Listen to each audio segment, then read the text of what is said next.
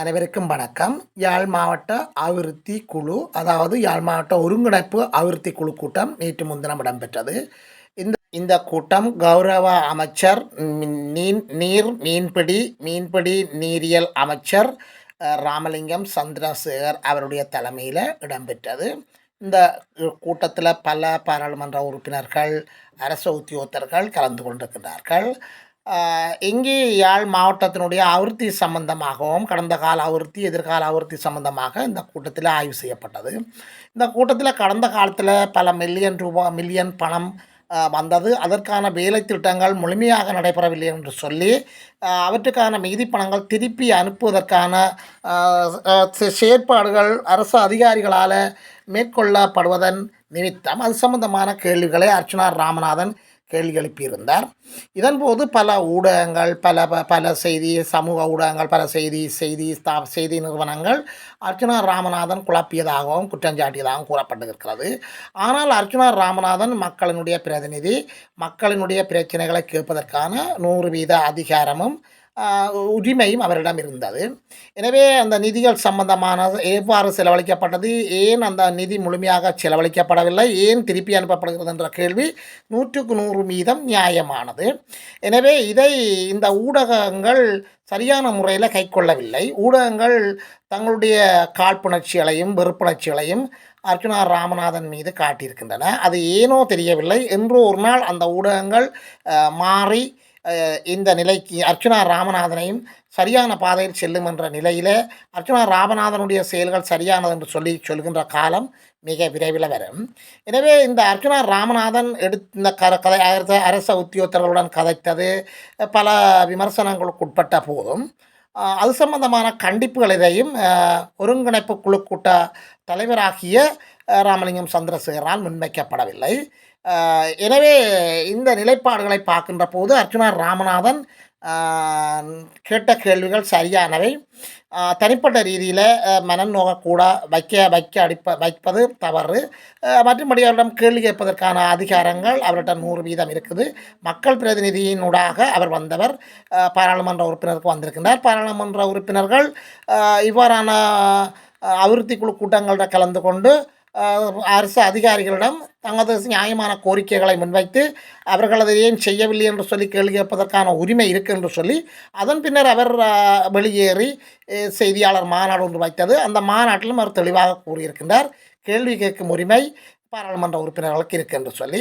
இதன் மூலம் இந்த தவறான செய்திகளை சித்தரித்து வெளியிட்டவர்களுக்கு அவர்களுடைய அந்த உண்மையான முகங்களையும் முகத்திரைகளையும் மறைமுகமாக கிழித்திருக்கிறார் என்பதுதான் இதனூடாக தெரிய வருகிறது. இனிவரும் காலங்களில் அரசாங்க உத்தியோகத்தர்கள் சரியாக செயற்பட வேண்டும். எல்லோரையும் நாங்கள் கூறவில்லை. அந்த தவறு செய்கிறவர்கள் உரிய தரப்பினர்கள், உரிய அதிகாரிகள், பணிப்பாளர்கள் இங்கு வருகின்ற நிதிகளை முழுமையாக பயன்படுத்தப்பட வேண்டும். அந்த நிதிகளை வீணடிக்கக்கூடாது. அந்த நிதிகளை திருப்பி அனுப்புவதில் அவர்கள் காட்டுகின்ற கரிசனைகள் குறைவாக இருக்க வேண்டும் என்பதுதான் இங்கு வாழ்கின்ற அனைத்து தமிழ் மக்களினதும் பேரபாவும் பெரு விருப்பமாக இருக்கின்றது.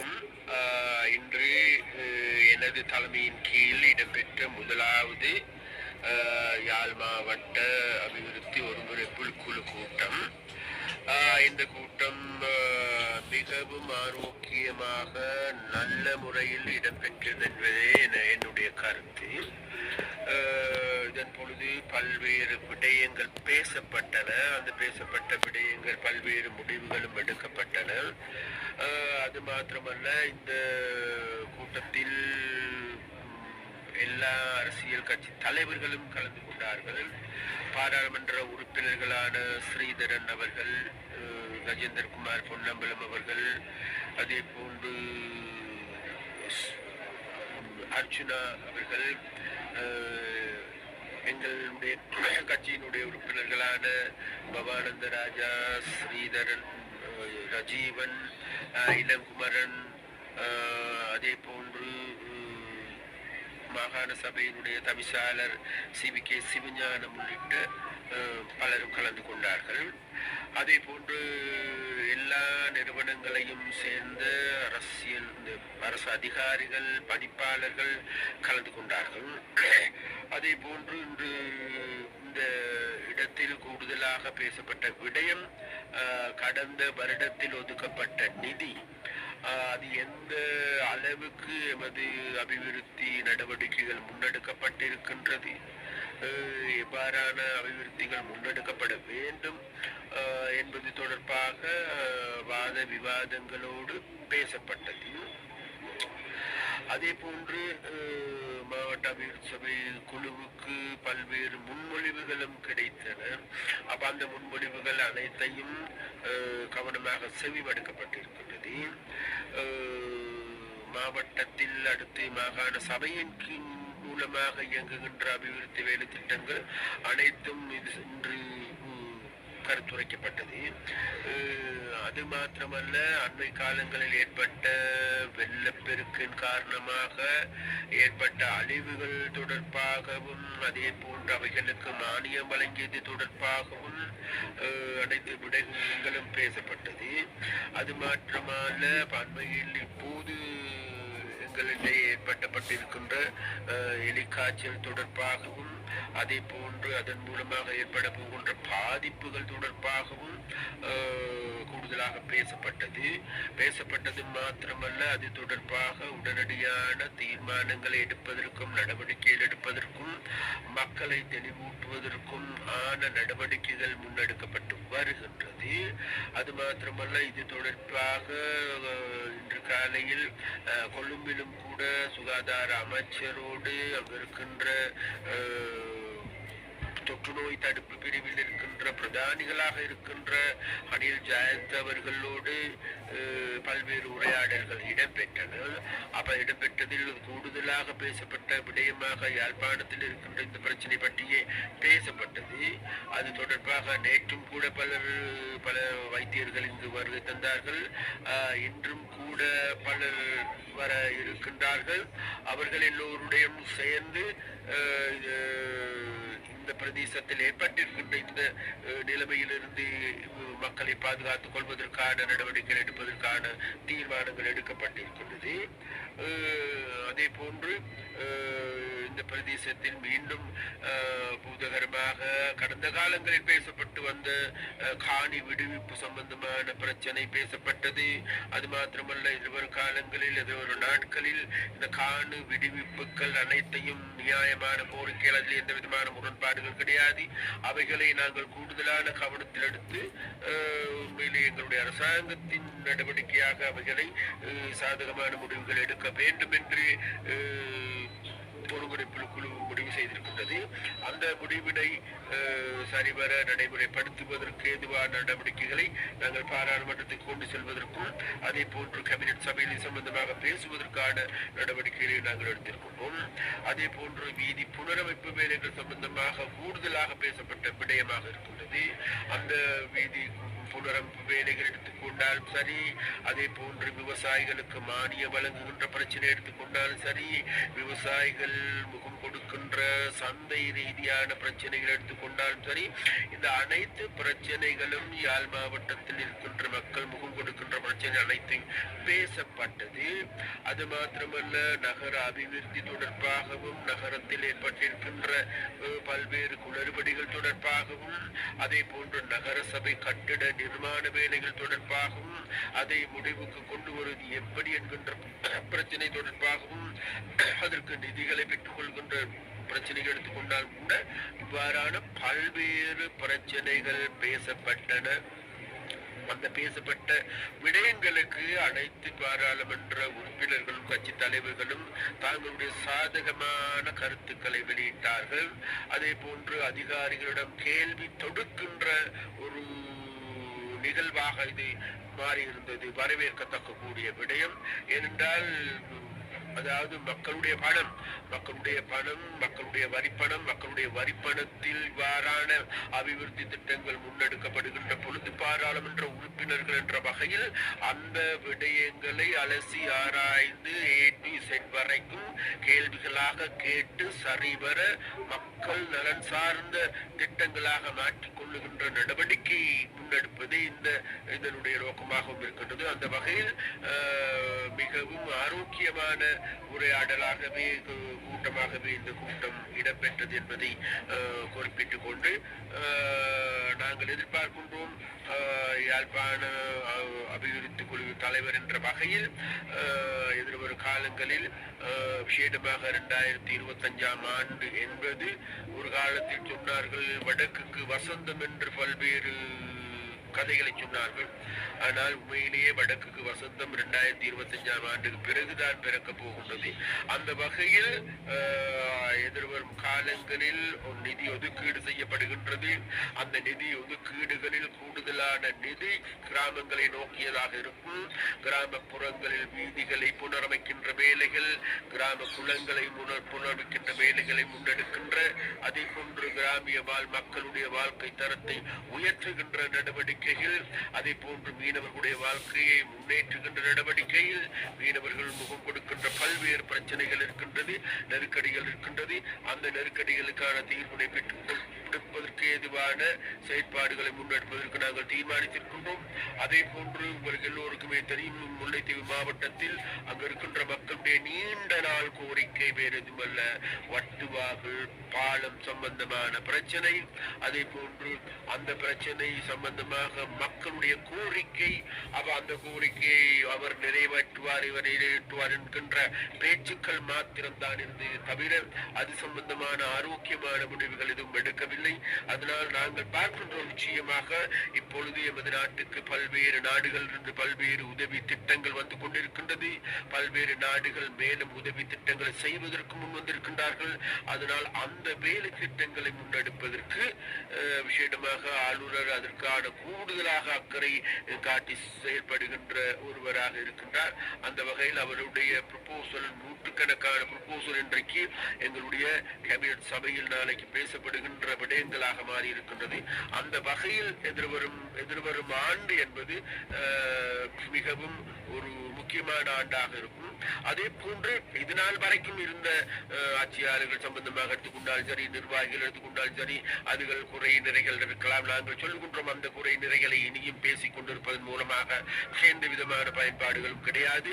அதனால் அந்த குறைபாடுகளை நிவர்த்தி செய்கின்ற அதே நேரத்தில் எதிர்வரும் காலங்களில் ஆரோக்கியமான ஒரு திடலை நோக்கி செல்லுகின்ற ஆரோக்கியமான அதிகாரிகளுடைய அல்லது அவர்களுடைய மனநிலை எடுத்துக்கொண்டால் சரி, அவர் ஒருவருக்குரிடையே இருக்கின்ற பரஸ்பர உறவுகளை பலப்படுத்திக் கொள்ளுகின்ற நடவடிக்கைகளை எடுப்பதே எங்களுடைய நோக்கமாக இருக்கின்றது. அதனால் அந்த நோக்கத்தை அடைவதற்கு நிச்சயமாக நாங்கள் எங்களுடைய யாழ் மாவட்ட ஒருங்கிணைப்பு குழு கூட்டத்தை அல்லது அந்த குழுவினை சரிவர நடைமுறைப்படுத்துவோம் என்று நாங்கள் உறுதியளிக்கின்றோம் யாழ் மாவட்டத்தில் வாழ்கின்ற மக்களுக்கு. அதே போன்று அதற்கு பூர்ணமான உதவியை எங்களுக்கு ஊடகவியலாளர்கள் பெற்றுத்தர வேண்டும். விசேடமாக நான் இன்றும் கூட இப்போதும் கூட கேட்டுக்கொள்கின்ற விடயம் தான், இன்றைக்கு நீங்கள் அனைவருமே கூடுதலாக பேசப்பட வேண்டிய பிரச்சனையாக இருப்பது வேறு எதுமல்ல, எலிக்காய்ச்சல் சம்பந்தமான, மர்ம காய்ச்சல் சம்பந்தமான மக்களை பயமுறுத்துகின்ற சுகாதார அதிகாரிகள் சொல்லுகின்றார்கள், இந்த விதமான பயமும் அச்சமோ தேவையில்லை. உடனடியாக தாங்களுக்கு ஏதாவது நோய் அறிகுறிகள் தென்படுமாக இருந்தால் உடனடியாக வைத்தியசாலைக்கு சென்று தாங்களுக்கு சிகிச்சைகளை பெற்றுக் கொள்வதன் மூலமாக இந்த ஆபத்தில் இருந்து மீண்டெழ முடியும் என்று அவர்களுடைய கோரிக்கையாக இருந்தது. அதையும் மக்கள் கவனத்தில் கொள்ளுங்கள் என்று நாங்கள் மக்களுக்கு மிக மிக அன்பாக கேட்டுக்கொள்கின்றோம். அதே போன்று நாங்கள் இங்கு இருக்கின்ற ஊடகங்கள், யூடியூபர்ஸ் எல்லாமே இது சம்பந்தமாக தாங்களுக்கு ஒரு 10 நிமிடமாவது ஒதுக்கி இது சம்பந்தமான விழிப்புணர்வை ஏற்படுத்துங்கள் என்று மிக மிக அன்பாக நாங்கள் கேட்டுக்கொள்கின்றோம். அதே போன்று இறுதியாக யாழ் மாவட்டத்தில் வாழ்கின்ற மக்களுக்கு மீண்டும் மீண்டும் எனது தனிப்பட்ட ரீதியாகவும் சரி, தேசிய மக்கள் சக்தி என்ற வகையிலும் சரி, எங்களுடைய நன்றிகளை நாங்கள் தெரிவித்துக் கொள்கின்றோம். அதனால் எங்கள் மீது வைத்திருக்கின்ற நம்பிக்கைக்கு கடுகள வேணும், நாங்கள் தீங்கு விளைவிக்க மாட்டோம். உங்களுடைய எதிர்பார்ப்புகள், ஆசைகள், அபிலாசைகளை செய்கின்ற திசையை நோக்கிய நகர்வுகளையே நாங்கள் முன்னெடுப்போம் என்ற உறுதிமொழியை வழங்கிக் கொள்ளுகின்றேன். நன்றி, வணக்கம்.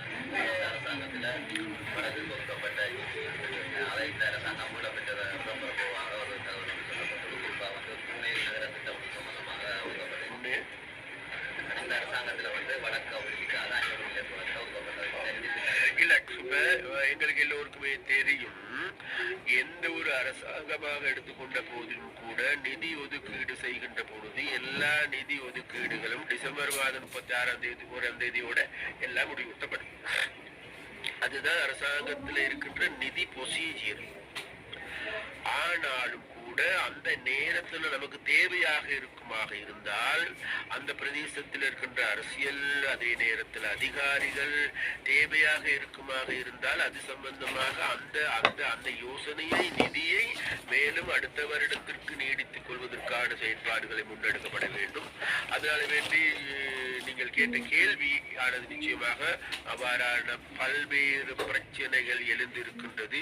இந்த பிரச்சனைகளுக்கு எல்லாமே எதிர்வரும் காலங்களில் ஒவ்வொன்றாக கேள்வி கடைகளாக தொடுக்கப்பட்டு இதனுடைய உண்மை தன்மையை மக்களுக்கு வெளிப்படுத்துகின்ற நடவடிக்கையை நாங்கள் எடுப்போம் என்று கூறிக்கொண்டு, அதற்காக உங்களுடைய உதவியும் தேவை. என்கிட்ட எங்களால் மாத்திர முடியாது. அதனால் அப்படியாப்பட்ட தகவல்கள் இருக்குமாக இருந்தால் சரியான தகவல்களை எங்களுக்கு பெற்று தாருங்கள்.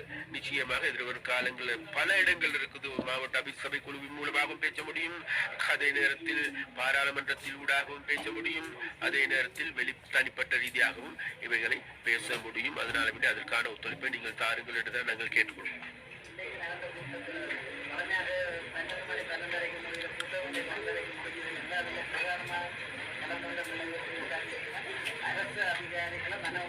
இல்ல, அரசாதிகள ஒரு உண்மை இருக்கு, நீங்க சொல்றது உண்மையும் இருக்குது.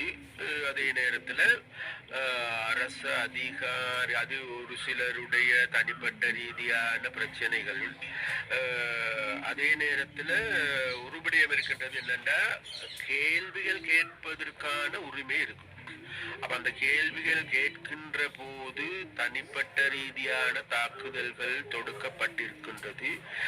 அது எல்லாராலையும் அல்ல, ஒரே ஒரு பாராளுமன்ற உறுப்பினர் மூலமாகத்தான் அது தொடுக்கப்பட்டிருக்கின்றது. அது சம்பந்தமாக நான் அந்த நேரத்திலையும் நான் சம்பந்தமாக சொன்னேன். இருந்த போதிலும் கூட தெரியும், உங்களுக்கு எல்லாருக்கும் தெரியும் என்னவென்று. அதனால வேண்டி பார்ப்போம். நாங்கள் எதிர்பார்க்கும் காலங்கள்ல நான் ஒரு உண்மை எடுத்து போட்டுக்கொண்டோம் என்னென்ன, அரசு அதிகாரிகளை தனிமைப்படுத்துகின்ற செயற்பாடு எங்ககிட்ட இருக்காது. அரசு அதிகாரிகளை துஷ்பிரயோகம் செய்கின்ற வேலைக்கு நாங்க போக மாட்டோம். அரசு அதிகாரிகளை பழிவாங்குகின்ற நடவடிக்கையை நாங்கள் எடுக்க போறோம். எங்கிட்ட ஒரு சில தனிநபர்களால் முன்னெடுக்கப்படுகின்றவை அல்ல அரசாங்கத்தினுடைய செயற்பாடு. தனிநபர்களால் பேசப்படுகின்றவை அல்ல யாழ்ப்பாண ஒருங்கிணைப்பு குழு கூட்டத்தினுடைய முடிவு. அதனால வேண்டி சம்பந்தமாக நம்ம எதிர்வரும் காலங்கள்ல மேலும் மேலும் பிளெக்சிபிளாக நடந்து கொள்றதுக்கான நடவடிக்கை எடுப்போம். இந்திய மீனவர் பிரச்சனை தொடர்பாக நேற்று முதல் நாள் இந்திய தூதுவர் என்னது அமைச்சரவையில் என்னை சந்தித்தார். சந்தித்து நீண்ட உரையாடல் இடம்பெற்றது. அப்ப அந்த நீண்ட உரையாடலின் போது முக்கியமாக நான் மிக தெளிவாக சுட்டிக்காட்டினேன், அதாவது விசேடமாக வட மாகாணத்தில் மக்களுடைய பாதிப்பு என்ன, அதாவது இந்திய படகுகள் வருவதன் மூலமாக என்ன இடம்பெறுகின்றது. நான் ஒரு விடயத்தை அவருக்கு சொல்லி காட்டினேன். என்னென்றால் வேறுதமல்ல, இந்தியாவில் இருக்கின்ற ஒரு சில மக்களே கூறுகின்றார்கள், அது மாத்திரமல்ல இந்திய ஊடகவியலாளர்கள் கூறுகின்றார்கள், அவர்கள் நேரடியாக இந்த பிரதேசத்திற்கு வந்து அவர்கள் பார்த்து கொண்டிருக்கின்ற பொழுதே இந்திய தமிழ்நாட்டு மீனவர்களுடைய அடாவடித்தனத்தை அவர்கள் குளிர கண்டிருக்கின்றார்கள். அவர்களே சொல்லுகின்றார்கள், அவர்களுடைய பொட்டம் ட்ரோலிங் செயற்படுகின்ற பொழுது தரை அதிர்கின்றது என்று கூறுகின்றார்களே, அந்த அளவுக்கு அவர்களுடைய அனுபவங்கள் கூட இருக்கு. அதனால் வேண்டி அது மிகவும் தடுத்து நிறுத்தப்பட வேண்டிய ஒன்று என்று அவர்கள் அந்த ஊடகவியலாளர்கள் கூட குறிப்பிட்டிருக்கின்றார்கள். அது மாத்திரமல்ல, இந்திய மீனவர்கள், இந்திய மீனவ சங்கங்கள் இந்த பொட்டம் ட்ரோலிங் அல்லது இந்த முறைக்கு கடுமையான எதிர்ப்பினை தெரிவிக்கின்றவர்கள் இருக்கின்றார்கள். அவர்கள் ஏதோ ஒரு வரையில் ஒடுக்கப்பட்டு அல்லது அவர்களுடைய குரல் வெளியே வராமல் இருக்கின்ற ஒரு தருவாயே இருக்கின்றது. அப்ப அதனால் வேண்டி நான் இந்திய தூதுவரை சந்திக்கின்ற பொழுது இந்த விடயங்களை நாங்கள் சுட்டிக்காட்டினோம். இந்தியாவுக்கு எதிரான நடவடிக்கையோ அல்லது நானும் கூட ஒரு இந்தியன் ஒரிஜின், ஆனாலும் கூட இன்றைக்கு இந்தியாவால் செய்யப்படுகின்ற வேலை என்பது என்னிடம் ஒரு வல்வெட்டுத்துறையை சார்ந்த ஒரு மீனவர் என்னிடம் வந்து கதைத்து அழுது கொண்டு குறிப்பிட்டார். சார் முடியுமா, இதை தடுத்து நிறுத்துங்க, அல்லது நாங்கள் குடும்பத்தோடு போயிட்டு கடல்ல விழுந்து சாக போறேன்னு சொன்னார். அதையும் நான் சொன்னேன் தூதுவருக்கு. அப்ப இப்படியாப்பட்ட அழுத்தங்கள், இப்படியாப்பட்ட பிரச்சனைகள் இன்றைக்கு வந்திருக்கு. அது மாத்திரமல்ல, நான் இன்னொரு விடயத்தை நான் சுட்டி காட்டினேன். அதாவது இன்றைக்கு முழு நாட்டையும் தம் மக்கள் இன்றைக்கு தேசிய மக்கள் சக்தியிடம் ஒப்படைத்திருக்கின்றார்கள். அதே நேரத்தில் யாழ் மாவட்டத்தை ஒப்படைத்திருக்கின்றார்கள். வரலாற்றில் முதல் தடவையாக ஒப்படைப்பதில் பெரிய பங்காற்றிருக்கின்றார்கள் மீனவர்கள். அது மாத்திரமல்ல, அவர்களுடைய பிரதான எதிர்பார்ப்புகள் ஒன்றுதான், வேறு எதுவுமில்ல. இந்த சட்டவிரோதமாக முன்னெடுக்கப்படுகின்ற நடவடிக்கைகள் நிறுத்த வேண்டும் என்கின்ற கோரிக்கை. அந்த கோரிக்கைக்கு ஏற்ப எங்களுக்கு இந்த சட்டவிரோதமாக கட்டவிழ்த்திடப்பட்டிருக்கின்ற இந்த ஆக்கிரமிப்பை தடுத்து நிறுத்தி தாருங்கள் என்றுதான் நாங்கள் கேட்டுக்கொண்டோம். இந்த போதிலும் கூட அவர்கள் அதை செவி மடுப்பது போல் செவி மடுத்துக் கொண்டாலும் கூட அவர்கள் வேறு வேறு பிரச்சனைகளும் கூட பேசினார்கள் என்பது உண்மை. அதில் அவர்கள் கூடுதலாக பேசிய விடயம் தான் வேறு எதுவுமல்ல. நாங்கள் இன்று கைது செய்யப்பட்டு சிறையில் அடைக்கப்பட்டிருக்கின்ற இந்திய மீனவர்கள் இருக்கின்றார்கள். அந்த மீனவர்கள் ஏன் விடுதலை செய்யவில்லை? இப்பொழுது நீங்கள் ஆட்சிக்கு வந்தது பிறகு அதிகமான மீனவர்கள் கைது செய்யப்படுகின்றார்கள்.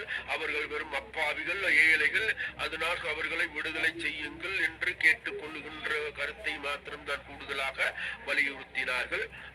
அதன் பொழுது நாங்கள் மிகவும் தெளிவாக குறிப்பிட்டோம். அவ்வாறு கைது செய்யப்பட்டவர்கள் நாங்கள் உடனடியாக விடுதலை செய்திருக்கின்றோம். அதே நேரத்தில் படகுகள் விடுவிக்கப்படுகின்றதும் விடுவிக்கப்பட்டிருக்கின்றது.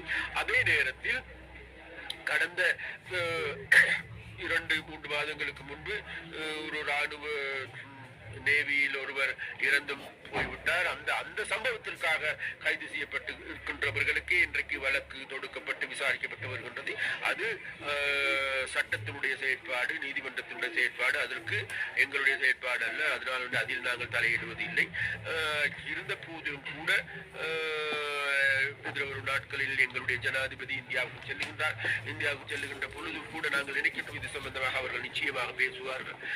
நான் நினைக்கின்றேன் ஜனாதிபதி அனுர்குமார் திசாநாயக் அவர்கள் மிக தெளிவான விளக்கத்தை இம்முறை இந்தியாவுக்கு அளிப்பார் என்று நாங்கள் எதிர்பார்க்கிறோம். பார்ப்போம். நாங்கள் இதை தடுத்து நிறுத்தப்பட வேண்டிய ஒன்று, தடுத்து நிறுத்த முடியும் என்கின்ற நம்பிக்கையும் இருக்கின்றது. அதற்கு இனி நாங்கள் உங்களுடைய பூரணமான ஒத்துழைப்பை நாடுகின்ற பொழுது இதை வேறு விதமாக தெளிவுபடுத்தி இந்தியாவுக்கும் இலங்கை அரசாங்கத்துக்கும் ஏதோ போராட்டம் வெடிக்க போகின்றது என்கின்ற தோரணையில் தயவு செய்து எழுத வேண்டாம். நமது கஷ்டங்களை, நமது துன்பங்களை, அதாவது மீனவர் படுகின்ற வேதனைகளை எழுதினாலே போதும். நிச்சயமாக அவர்கள் ஒரு மாற்றமான முடிவு எடுக்க வேண்டி வரும். அதனால வேண்டி அவ்வாறான மீனவர்களுடைய பிரச்சனையை கூடுதலாக பேசுகின்றவர்களாகவே நாங்கள் மாற வேண்டும். அது அவ்வாறான பிரச்சனைகள் கொஞ்சம் இருக்கின்றது. இங்கு இருக்கின்ற ஒரு சில ஏடிஏமார்களுக்கு இடையிலும், அதே நேரத்தில் இது நாள் வரைக்கும் இருந்த இந்த கூட்டுறவு சங்கங்கள் எடுத்துக்கொண்டால் சரி, மீன்பிடி சங்கங்கள் எடுத்துக்கொண்டால் கூட இன்னமும் கூட அந்த பழைய பாணியிலேயே விளையாடலாம் என்று நினைக்கின்றார்கள். அதனால வேண்டி நாங்கள் ஒரு விடயத்தை சொல்லிக் கொண்டு பழைய விளையாட்டெல்லாம் அன்னைக்கு முடிந்து விட்டது. இனிமேல் அதனால வேண்டி பழைய குருடி கதவை தொடுங்கிற கதவை, அந்த கதைகள் கிடையாது இனி. அதனால வேண்டி இனி சண்டியர்கள் கிடையாது இங்கே, பெரிய பெரிய பெரிய கும்பல்கள் கிடையாது இங்கே. என்ன அதனால வேண்டி இதனால வரைக்கும் அந்த சண்டியன் இல்லாத சண்டியில நொண்டியனும் சண்டியனாக இருந்தது போன்ற கதை முடிவடைந்து விட்டது. அதனால வேண்டி இன்னைக்கு உண்மையான சண்டியர்கள் மீனவர்கள் இருக்கின்றார்கள், உண்மையான சண்டியர்கள் மக்கள் இருக்கின்றார்கள். அதனால வேண்டி மக்களோடு நாங்கள் இருப்பதன் காரணமாக எதிர்வரும் காலகட்டங்களில் அந்த போலி சண்டியர்களுக்கு இடமில்லை என்பதை இந்த இடத்தில் சுட்டிக்காட்ட வேண்டும். அதே போன்று இன்றைக்கு இந்த இந்திய சீன முருகல் நிலைகள் சம்பந்தமாக பேசப்படுகின்ற விடயங்கள் பேசப்படுகின்ற அளவுக்கு பூதகரமானது அல்ல. ஏனென்றால் இந்தியா இன்றைக்கு சீனாவுடன் நெருக்கமான உறவுகளை மேற்கொண்டு வருகின்றார்கள். அது வேறு கதை. இருந்த போதிலும் கூட சீனா எங்களுக்கு வழங்கிய உதவிகளை நாங்கள் உரிய முறையில் பெற்றுக் கொடுப்பதற்கு எதுவான நடவடிக்கைகள் எடுப்போம் என்று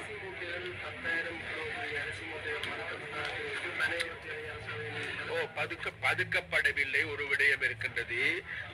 ஏனென்றால் ஒரு வீணான பலிகளையும் சுமத்தக்கூடாது. அதாவது இங்க இருக்கின்ற மீன்பிடி துறையை சார்ந்த அதிகாரிகள் குறைபாடு அல்லது வேறு விதமாக இருந்திருக்கலாம். இருந்த போதிலும் கூட கடந்த தேர்தலின் பொழுது பொதுவான ஒரு அறிக்கை ஒன்று இருக்கின்றது. தேர்தல் காலத்தில் இவ்வாறான கொடுப்பனவுகள் மானியங்கள் வழங்கக்கூடாது, முடியாது. அந்த நிலைமைகளுக்கு ஏற்ப தடுத்து வைக்கப்பட்டிருக்கின்றன. அவைகள் கால ஓட்டத்தில் மக்களுக்கே வழங்குவதற்கான ஏற்பாடுகள் முன்னெடுக்கும். அது சம்பந்தமாக இன்றைக்கு அவர் ஒரு மீடியா கான்ஃபரன்ஸ் செய்தார்.